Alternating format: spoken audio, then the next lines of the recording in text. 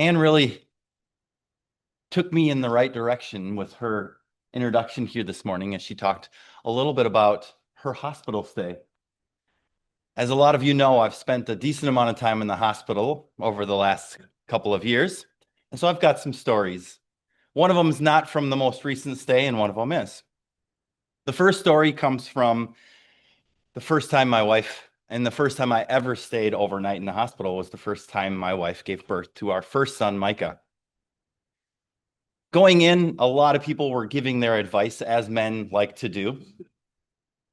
Some of it very good, some of it not so good.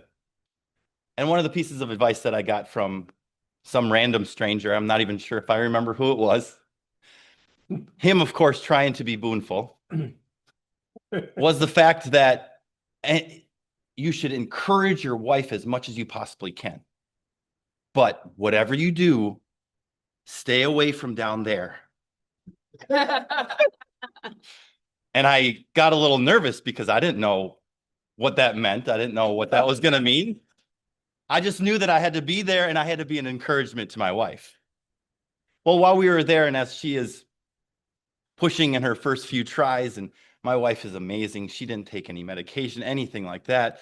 Just an amazing person who could take a lot of pain. And I'm encouraging her and I'm doing everything I can. I'm saying, if you got to squeeze my hand off, that's okay. All these different things. And the nurse turns to me and says, "Would you mind holding her leg for a minute?" Me wanting to be the boonful person that I am. Well, sure, why not? And as she starts to push, I see a beautiful head starting to crown. And it's interesting because I saw most of that birth. And of course, my next three sons I saw as they were being born. And it wasn't anything as the advice that I had received.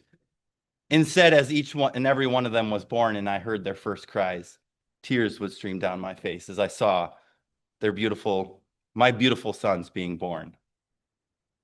My second story comes from our most recent stay in the hospital. As a lot of you might know, if you don't, I'll fill you in. There's a big blue button that they call a code blue. You would think that it's a code red, right? When everybody needs to rush into the room and things are happening, but I think they've turned it to code blue just to make sure that most people aren't alarmed by something that's happening. And they do that when they need for people to rush to the room as much as possible. During our 9.5-month stay, we heard those alarms go off many, many times, to the point where Micah's quite aware of that sound and he kind of understands what's happening.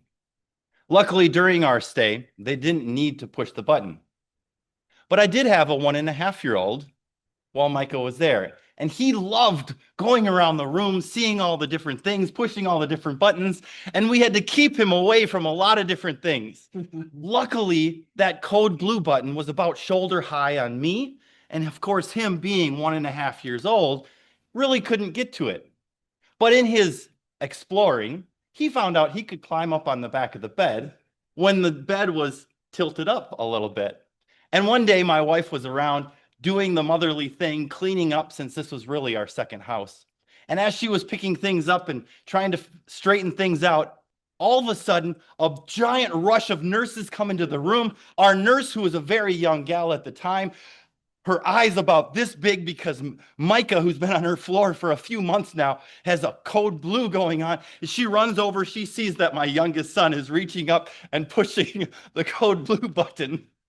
She grabs him and she starts carrying him around in her nervous energy as 20 to 30 nurses rush into the room, finding out, of course, that it's a false call. Everybody calms down and everything is good. But it was quite the alluring and quite the heart-racing moment that we had in our stay in the hospital. Back to you, Madam Toastmaster.